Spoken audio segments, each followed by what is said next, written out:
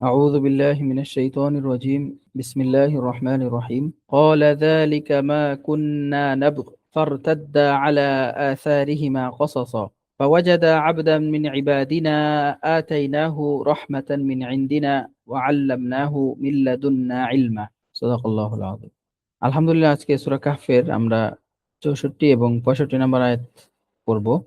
এর আগের আয়াতগুলো যদি আপনারা লক্ষ্য করেন দেখবেন যে প্রতিটি আয়াতেই কোনো না কোনো হরফ ছিল, মানে প্রিপোজিশন ছিল। যেমন ফা ছিল, তারপরে ওয়াও ছিল। কিন্তু আজকের যে আয়াতটা কোনো প্রিপোজিশন ছাড়াই কিন্তু শুরু হয়েছে। যেমন আগের আয়াতগুলো দেখেন, ফালাম্মা বালাগা বা এরও যদি আগে যাই, ওয়াইদ ক্বালা মূসা ওয়া দিয়ে, তারপরে ফালাম্মা বালাগা ফা দিয়ে, তারপরে ফালাম্মা জাওয়াজা এটাও ফা দিয়ে। হুম তো সবগুলো আয়াতের মধ্যে প্রিপোজিশন ছিল। কিন্তু আজকে যে আয়াতটা শুরু হলো, এখানে কোনো প্রিপোজিশন নাই, হরফে আতফ নাই, যেন কথাটা সরাসরি আসতেছে ক্বালা যালিকা মা কুন্না নাব। এই যে দুইটা বাক্যের মধ্যে কোনো হরফ থাকা বা না থাকা, এটা কোরআনের স্টাডিতে খুবই গুরুত্বপূর্ণ একটা চ্যাপ্টার। এটাকে বলা হয় আল ফসল ওয়াল ওয়াসল। যখন দুইটা বাক্যকে কোনো হরফ দিয়ে যুক্ত করা হয়, এটাকে বলে ওয়াসল। ওয়াসল মানে কোনো কিছুকে কানেক্ট করা। আর যখন দুইটা বাক্য পাশাপাশি আসে কিন্তু এর মাঝখানে কোনো হরফ থাকে না, এটাকে বলা হয় আল ফসল। তো যেমনটা বললাম, এটা এই আল ফসল ওয়াল ওয়াসল খুবই গুরুত্বপূর্ণ একটি অধ্যায়। আমাদের আজকের যে আয়াতটা, এখানে যেটা হয়েছে, এটা তাহলে কি হবে? আল ফসল, কারণ এখানে কোনো হরফ দিয়ে যুক্ত করা হয়নি। এই ফসলের অনেকগুলো কারণ থাকে, কি কি কারণে ফসল আসে এটাই হচ্ছে সেই স্টাডি। এর অন্যতম প্রধান একটি কারণ হলো কোনো কিছুর তীব্রতা বা ইন্টেন্সিটি বোঝানো, কথার ইন্টেন্সিটি বোঝানো। যেমন মুসা আলাইহিস সালামের সঙ্গী যখন তাকে মানে বর্ণনা দিতে শুরু করলেন যে আমরা যখন ওইখানে ছিলাম, আপনি কি জানেন কি হয়েছে? ওইখানে যখন আমরা ছিলাম তখন আমরা এরকম মাছটা এইভাবে চলে গেছে, এইভাবে আমি ভুলে গেছি এবং আমাকে শয়তান ভুলাই দিছে। এই কথাগুলো শোনার সাথে সাথে মুসা আলাইহিস সালাম কোনো ফা অথবা সুম্মা অথবা এবং অতঃপর এই ধরনের কোনো বাক্য বলার জন্য সময় নেন নাই, কোনো বিরতি মানে নেন নাই। তিনি সরাসরি বলে উঠলেন যালিকা মা কুন্না নাবগ। সেটাই তো, এটাই তো সেই জিনিস যা আমরা খুঁজছিলাম। কোন একটা কথার উত্তর এত ইন্টেন্সিভলি আসা বা খুব সময় না নেওয়া, যে ওই কথাটা বলতে আমি আর দেরি করলাম না, মানে শোনা মাত্রই আমি সাথে সাথে বলে ফেললাম যে এটাই তো সেই জিনিস যেটা আমরা খুঁজছিলাম। যালিকা মা কুন্না নাবগ। তো এখানে কোনো কি করা হয় নাই, কোনো প্রিপোজিশন ওয়াও অতঃপর বা সুম্মা বা তারপর এই ধরনের কোনো কথা ব্যবহার ব্যবহার করা হয় নাই। যে না ব্যবহার করাটাই এখানে এই উপলব্ধিটা আমাদেরকে দেয় যে তাৎক্ষণিক বা ব্যাকুল ভাবে কোনো কিছু বলা। তো এই তীব্রতাটা এখান থেকে ফুটে ওঠে এই ফসলের মাধ্যমে। এরপরের যে ওয়ার্ডটা আমরা আলোচনা করব সেটা হচ্ছে নাবগি। যালিকা মা কুন্না নাবগি, সেটাই তো আমরা খুঁজছিলাম। তো এই যে নাবগি শব্দটা, এটা শুনলে আপনার প্রথমে একটা প্রশ্ন আসতে পারে যে এটাই খুঁজছিলাম বা এটাই চাইছিলাম বা এটাই তো আমরা চাই, এরকম জিনিস বোঝানোর জন্য আরবিতে অন্যান্য শব্দ আছে। যেমন নাতলুবু। নাতলুবু মানে আমরা চাচ্ছি বা আমরা খুঁজছি।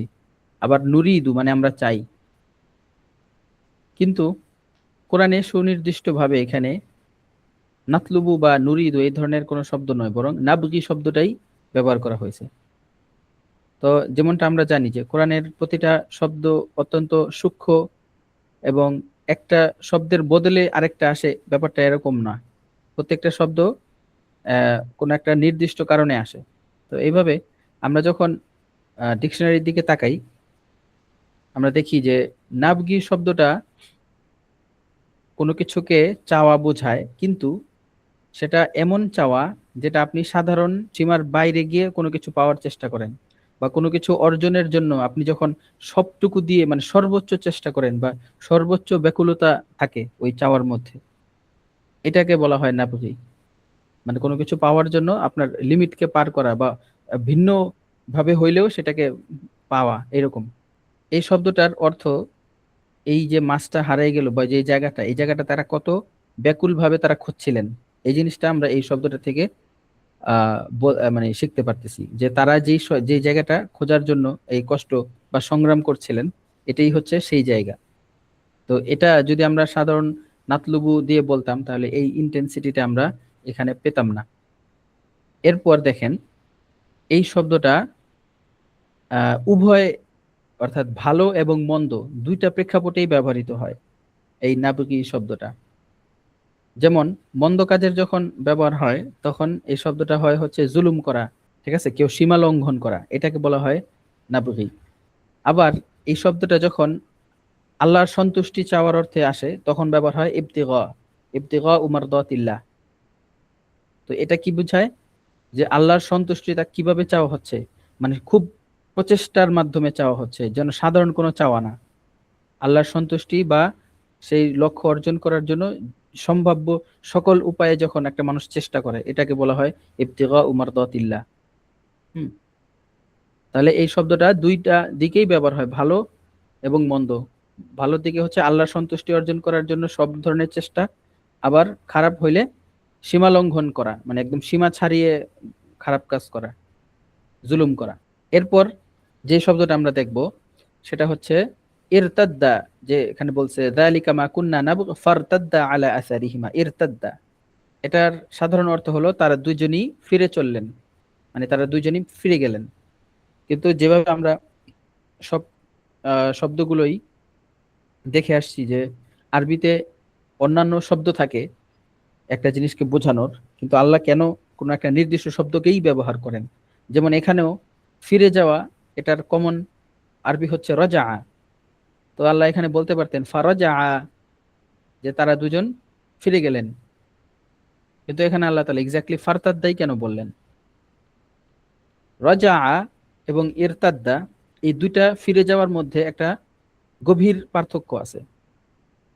আপনি যখন বলেন রজা, মানে কোনো জিনিস একটা জায়গা থেকে ফিরে আসলো, সেটা যে কোনো পথেই ফিরে যাওয়া হতে পারে। কিন্তু ইরতাদ্দা মানে হলো কেউ ঠিক যেভাবে যেই পথে গিয়েছিল হুবহু ওই পথ ধরেই আবার সে ফিরে আসলো, অর্থাৎ ওই পদচিহ্ন অনুসরণ করেই আবার সে ফিরে আসলো। তাহলে রজা এটা মিন নাও করতে পারে, রজা দিয়ে যে কোনো হইতে পারে সে অন্য রাস্তা দিয়ে আসছে, কিন্তু ইরতাদ্দা এটা মিন করবে যে সে সে ঠিক ওই ওই রাস্তা ব্যবহার করে আসছে, যে রাস্তা ব্যবহার করে সে গিয়েছিল। এরপরে এই আয়াতের পরবর্তী যে শব্দটা ফারতাদ্দা আলা আসারিহিমা, তারা তাদের পদচিহ্ন অনুসরণ করলো। এখানে আসার যে শব্দটা, এটা হলো কোনো কিছু চলে যাওয়ার পরে তার যে ছাপ থেকে যায়, পদচিহ্ন বলতে পারি আমরা, যে পদচিহ্নটা থেকে যায় এটা হচ্ছে গিয়ে আসার। তো তারা যখন এটা দিয়ে আমরা বুঝতে পারি যে তারা যখন ফিরে যাচ্ছিলেন তখন তারা প্রতিটি কদম বা প্রতিটি চিহ্ন হুবহু মানে অনুসরণ করতে করতে যাচ্ছিলেন। আসার সময় তারা ঠিক যে জায়গাগুলোতে মানে পা ফেলেছিলেন, ঠিক যেভাবে তারা এসেছিলেন, ঠিক ওই ধাপগুলোই তারা মানে ফলো করতে করতে তারা ফিরে যাচ্ছিলেন। অর্থাৎ এটা দিয়ে বোঝাচ্ছে যে তারা খুব সতর্কভাবে এবং নিখুঁতভাবে তাদের সেই রাস্তাটা ফিরে যাচ্ছিলেন। এরপর সুন্দর একটা শব্দ, যেটা এই আয়াতের শেষ শব্দ, সেটা হচ্ছে কসাস। সাধারণত কসাস হলো যেটা কিসসা, আমরা বাংলাতে বলি কিসসা, যেটা মানে হলো কোনো গল্প বা কাহিনী বলা। এই শব্দটার মূল যে অর্থ সেটা হলো কোনো কিছুকে ধাপে ধাপে বা একটার পর একটা অনুসরণ করা, ফলো করা। তো একটা গল্পকে আমরা কেন কিসসা বলি? কারণ একটা গল্প হলো অনেকগুলো ঘটনার সমষ্টি, যা আমরা ধারাবাহিকভাবে মানে একটার পর আরেকটা কি ঘটলো তারপর কি ঘটলো এভাবে ধাপে ধাপে বর্ণনা করি। এজন্যই সেটা গল্প, এটাকে গল্প বলা হয়। একটি ঘটনা আরেকটা ঘটনাকে অনুসরণ করতে থাকে। তো এই একই মূল থেকে কোরআনে আরেকটা শব্দ আসছে। মুসা আলাইহিস সালামের মা যখন তাকে নদীতে ভাসিয়ে দিয়েছিলেন, তখন মুসা আলাইহিস সালামের মা তার বোনকে বলেছিলেন যে তুমি মুসাকে অনুসরণ করো। আপনারা কি জানেন তখন মুসা আলাইহিস সালামের মা কোন শব্দটা ব্যবহার করছিলেন বা কোরআনে কোন শব্দটা ব্যবহৃত হয়েছে? তখন এই কুসি, কুসি ঠিক এই শব্দটা ব্যবহার হয়েছে, যে তুমি মুসা আলাইহিস সালাম এই যে কোথায় যাচ্ছে, কোন দিকে যাচ্ছে, এই সিন্দুকটা কোন দিকে যাচ্ছে, তুমি প্রতিটা ধাপে ধাপে এটাকে ফলো করবা, কোথায় থামতেছে তুমি প্রতিটা ধাপ নজর রাখবা, এইভাবে তাকে ফলো করতে বলছে। তো এইভাবেই ইসলামে আমরা জানি একটা বিধান আছে যেটার নাম হচ্ছে কিসাস। কিসাস মানে কেউ যদি, আপনি যদি কাউকে হত্যা করেন তার বিনিময়ে আপনাকেও হত্যা করা হবে। যে একটা কাজের পিছু পিছু আরেকটা কাজ আসতেছে, আপনি তাকে হত্যা করলে সেও আপনাকে হত্যা করবে, আপনি তাকে মারলে সেও আপনাকে মারবে, একটা আরেকটাকে অনুসরণ করতেছে, এই জন্য এটাকে বলা হয় কিসাস। তো এভাবেই এখানে কসাসা শব্দটা ব্যবহার করা হলো, যার অর্থ হলো যে তারা প্রতিটি পদচিহ্ন একটার পর একটা অত্যন্ত সূক্ষ্মভাবে অনুসরণ করেই কি করছিলেন, ফিরে যাচ্ছিলেন, যেন যেন তারা এর ফিরে যাওয়ার সময় কোথাও হারিয়ে না যান, বা কোথাও যেন তাদের ভুল না হয়। খুব নিখুঁতভাবে তারা এই জিনিসটাকে অনুসরণ করে আহ এ, মানে ফিরে যাচ্ছিলেন। এই দৃশ্যটাই আমাদের সামনে এই শব্দগুলো দিয়ে ফুটে ওঠে। এরপরের আয়াতে আমরা দেখতে পারি আল্লাহ বলছেন যে ফাওয়াজাদা আবদান, তারা দুজন যখন ওখানে পৌঁছাইলো তারা পেল একজন বান্দাকে। এই শব্দটা খুব ইন্টারেস্টিং। একটা শব্দের দুইটা ভেরিয়েশন থাকে, একটা হচ্ছে নির্দিষ্ট আর একটা হচ্ছে অনির্দিষ্ট। ইংরেজি গ্রামার অনুযায়ী বলে ডেফিনিট আর ইনডেফিনিট, আর আরবিতে আমরা বলি হচ্ছে মারিফা এবং নাকেরা। তো এই জিনিসটার মধ্যে পার্থক্য কি? সাধারণত আপনি খেয়াল করবেন যখন আমি বলি একজন ব্যক্তি এসেছেন, আর যদি বলি ব্যক্তিটি এসেছেন, মানে আপনার বাসায় আপনাকে যদি কেউ বলে যে লোকটা এসেছে, লোকটা এসেছে, আরেকটা হলো যে একটা লোক এসেছে, এই দুটার মধ্যে পার্থক্য আছে না? আল্লাহ তাআলা এখানে এই অনির্দিষ্ট ফর্মটা উল্লেখ করছেন, যে আমার বান্দাদের মধ্যে একজন বান্দা।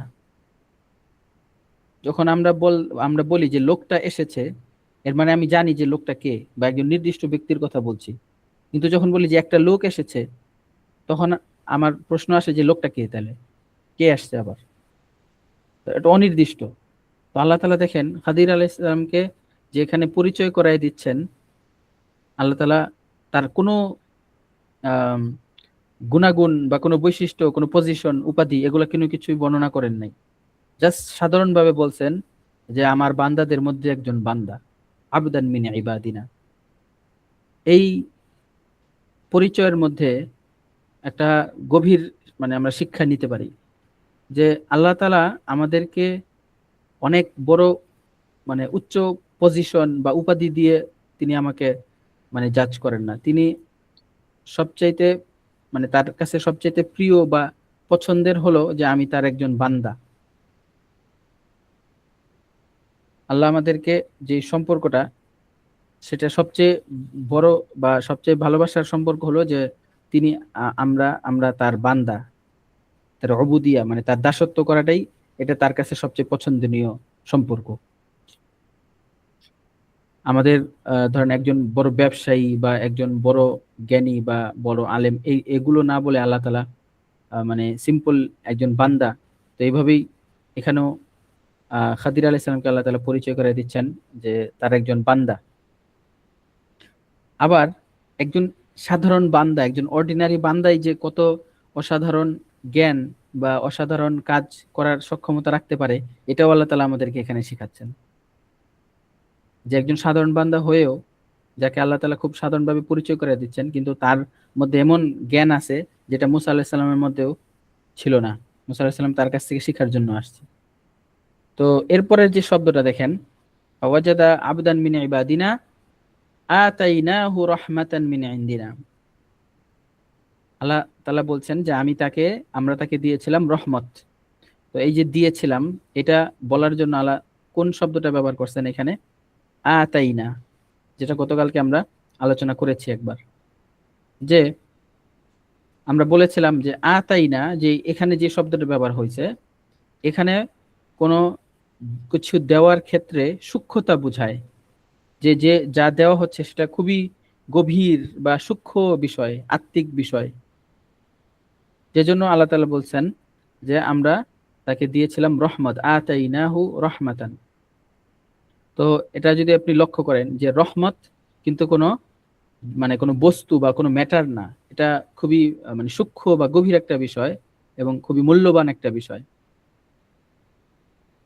এরপর দেখবেন আমরা বলেছিলাম যে সাধারণ কোনো কিছু যেটা অর্জন করা হয়, মানে আপনি কাজের বিনিময়ে অর্জন করে নিয়েছিলেন, সেটাকে বলা হয় আতা, মানে অন্য যে শব্দটা। কিন্তু রহমত এমন একটা জিনিস, এটা কি আপনি আপনার পারিশ্রমিক মানে রিওয়ার্ড হিসাবে যে আমি এটা কামাই করে নিয়েছি, আমি আমার কাজের মাধ্যমে অর্জন করে নিয়েছি, এরকমটা বলার সুযোগ আছে? আপনি যতই কাজ করেন না কেন, হেকমত বা রহমত, আল্লাহর প্রজ্ঞা বা আল্লাহর দয়া, এগুলো এমন বিষয় যেটা আমরা মানে মেপে এটা মানে করতে পারবো না। আমার কাজের বিনিময় হিসাবে আমি এটা বলতে পারবো না। এটা নিছক আল্লাহর মানে দয়া বা আল্লাহর ব্লেসিং ছাড়া এটা কিছুই না। তো আল্লাহ তাআলা দুইটা জিনিসের কথা এখানে বলছেন, আতাইনাহু রাহমাতান মিন ইনদিনা ওয়া আল্লামনাহু মিন লাদুন্না ইলমা। যখন আল্লাহ তাআলা রহমত দেওয়ার কথা বলছেন, তখন বলছেন মিন ইনদিনা, আমার পক্ষ থেকে। আবার যখন ইলম দেওয়ার কথা বলছেন, তখন বলছেন মিন লাদুন্না। অথচ দুটাই কিন্তু বোঝায় যে আমার পক্ষ থেকে, কিন্তু আরবি ভাষায় এই দুইটার মধ্যে পার্থক্য আছে। যখন আপনি বলেন মিন ইনদিনা, এটা তুলনামূলকভাবে সাধারণ বা বিস্তৃত মানে জিনিসের ক্ষেত্রে ব্যবহার হয়। যেমন রহমত, এটা আল্লাহর একটা ব্যাপক একটা বিষয়, একটা গুণ, যেটা মানুষকে আল্লাহ তাআলা অনেক মানুষকেই দিয়ে থাকেন, তাই না? কিন্তু এরপরে যে জ্ঞানটার কথা বলছেন, এটা বোঝাচ্ছে যে এটা আরো মানে খাস বা স্পেশাল বিষয়। রহমতের মতো ওইরকম ব্রড না এটা, আরো এর থেকেও বেশি স্পেশাল বা একান্ত বিষয়, যেটা আল্লাহ তাআলা তাকে শিখিয়েছেন। তো এই জন্য পরের যে জ্ঞানটা আল্লাহ তাআলা শিখাইছেন, এটার ক্ষেত্রে আর মিন ইনদিনা বলেন নাই, বলছেন মিন লাদুন্না। তার মানে আমরা বুঝতে পারলাম ইনদা আল্লাহর নিকট থেকে এটা বোঝায়, আবার লাদুন এটাও বোঝায় আল্লাহর নিকট থেকে। কিন্তু লাদুন এটা যখন বলা হয়, এটা বোঝায় আরো নিজস্ব, হ্যাঁ, আরো স্পেশাল কোনো কিছুকে বোঝায়। তো এই জন্য আল্লাহ বলছেন যে এই রহমতের পরে যে জ্ঞানটা কথা আল্লাহ বলছেন, এটা বিশেষভাবে তাকে দেওয়া হয়েছে। লাদুন শব্দটা ব্যবহার করছেন যে মিল্লাদুন্না, যে আল্লাহ খিজর আলাইহিস সালামকে যে জ্ঞানটা শিখাইছিলেন, এটা কিন্তু সবাইকে আল্লাহ তাআলা শিখান নাই, এটা আরো বেশি গোপন ছিল বা আরো বেশি মানে বিশেষ জ্ঞান ছিল। এরপরে দেখেন এই এই আয়াতের মধ্যে থেকে আমরা যে কয়েকটা জিনিস শিখতে পারি। প্রথমত, একজন মানুষের হয়তো অনেক জ্ঞান বা অনেক উঁচু মর্যাদা, হ্যাঁ, অনেক কিছু থাকতে পারে, কিন্তু আল্লাহর কাছে তার সবচাইতে প্রিয় পরিচয় হলো যে তার একজন বান্দা। তার মানে আল্লাহর একজন বান্দা হইতে পারাটাই সবচেয়ে বড় সার্থকতা। তো আমরা নিজস্ব জায়গায় বা দুনিয়াবি স্থান থেকে হয়তো অনেক বড় হইতে পারি, কিন্তু প্রকৃত সফলতাটা কোথায়? আল্লাহর বান্দা হওয়ার মধ্যে, তার দাসত্বের মধ্যে।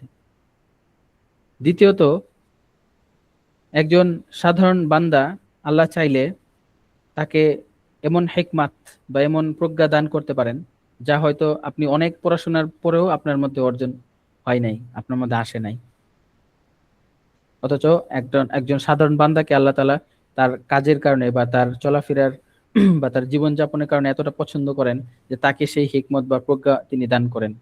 জ্ঞান বা মানে প্রজ্ঞা, আল্লাহর যে হিকমা যে জিনিসটা, আল্লাহর যে রহমত যে জিনিসটা, এটা শুধুমাত্র বই পড়ার মধ্যে সীমাবদ্ধ না, এটা আল্লাহর বিশেষ ভান্ডার। আল্লাহ বলছেন না, ইউতিল হিকমাতা মান ইয়াশা, তিনি যাকে ইচ্ছা তাকে তিনি এটা দান করেন। তো যেটা আমরা বলছিলাম যে আল্লাহ তাআলা এত প্রজ্ঞা যাকে দান করছেন, তাকে খুবই সহজভাবে অতি সাধারণভাবে আল্লাহ তাআলা তাকে পরিচয় করায় দিচ্ছেন। আবার এটাও আমরা শিখলাম যে তার মানে প্রজ্ঞা, আল্লাহর যে প্রজ্ঞা বা আল্লাহর যে রহমত, এটা কোনো নির্দিষ্ট কোনো কিছুর সাথে মানে সম্পৃক্ত না যে অনেক বই পড়ছে মানেই তার মধ্যে অনেক প্রজ্ঞা। হ্যাঁ, এটা আল্লাহ তাআলার বিশেষ একটা নিয়ামত, যেটা আল্লাহ তাআলা বলছেন ইউতিল হিকমাতা মান ইয়াশা, তিনি যাকে ইচ্ছা তাকে দেন।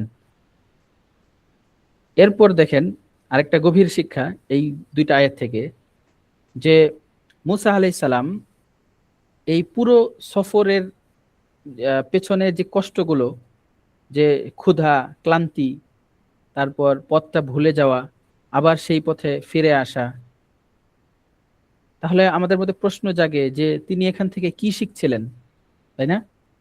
তিনি আসলে ইসলামের খুবই মৌলিক একটা বিষয় আল্লাহ তাআলা এখানে তাকে শেখাচ্ছিলেন, আমাদেরকেও শেখাচ্ছিলেন। সেটা হচ্ছে ধৈর্য।